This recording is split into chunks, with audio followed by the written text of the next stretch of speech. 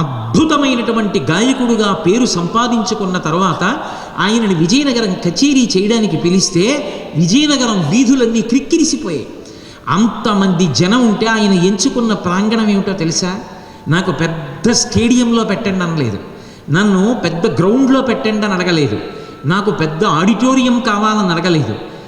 ఏ తల్లి నా యొక్క ఉత్తరీయంలో కబళం వేస్తే అన్నం తిన్నానో, ఏ తల్లి నాకు అన్నం పెడితే చెట్టు చాటుకెళ్ళి ఉత్తరీయం పరుచుకు తిని నీళ్లలో కడుక్కుని మళ్ళీ అదే ఉత్తరీయం వేసుకున్నానో, పి సుశీల గారు చెప్పుకుంది మహాతల్లి. ఘంటసాల గారు సంగీత విద్యాలయంలో పాటలు నేర్చుకునే రోజుల్లో వాళ్ళ ఇంట్లో రేడియో పెట్టి పాటలు సుశీల గారు వింటుంటే, ఆవిడప్పటికి కొంత ఐశ్వర్యం ఉన్న ఆవిడ పాటలు వింటుంటే వాళ్ళ ఇంటికి వెళ్ళి ఘంటసాల వెంకటేశ్వరరావు గారు నేల మీద కూర్చుని రేడియోలో పాట వింటుండేవారు.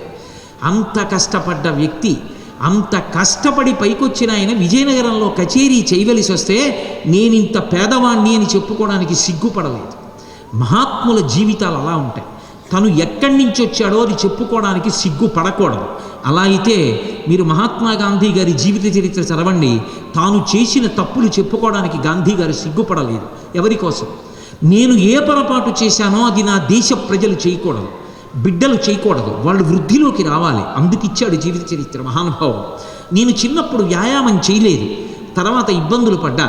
మీరు ఆ పని చేయకండి, మీరు వ్యాయామం చెయ్యండి అని దేశ ప్రజల్లో పిల్లలందరికీ ఆయన ప్రత్యేకంగా అపీల్ చేసి చెప్పుకున్నాడు.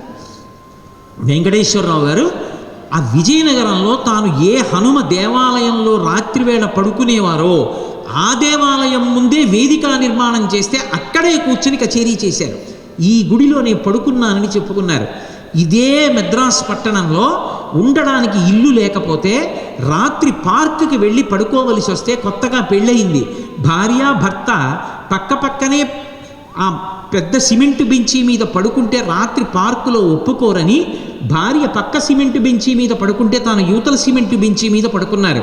4 రూపాయలు సంపాదించుకుని ఓ కారు కొనుక్కుంటే మొట్టమొదట గురువుగారిని ఎక్కించి తీసుకొచ్చి ఇంట్లో సేవించారు. నేను ఒక 2 సంవత్సరాల క్రితం ఉపన్యాసాలకు వచ్చినప్పుడు ఘంటసాల గారి భార్య గారు ఉపన్యాసానికి వచ్చారు. నాకు ఆ తల్లిని నేను ఉపన్యాసం చెప్పడానికి వేదిక మీదకి ఎక్కేసిన తర్వాత చూశాను. క్రిందకు వచ్చిన తర్వాత నాకు అవలేదు ఆవిడ్ని కలవడం. నిజంగా వాళ్ళు మకుటాయమానమైనటువంటి జీవితాలు, ఎంతంత కష్టపడ్డారో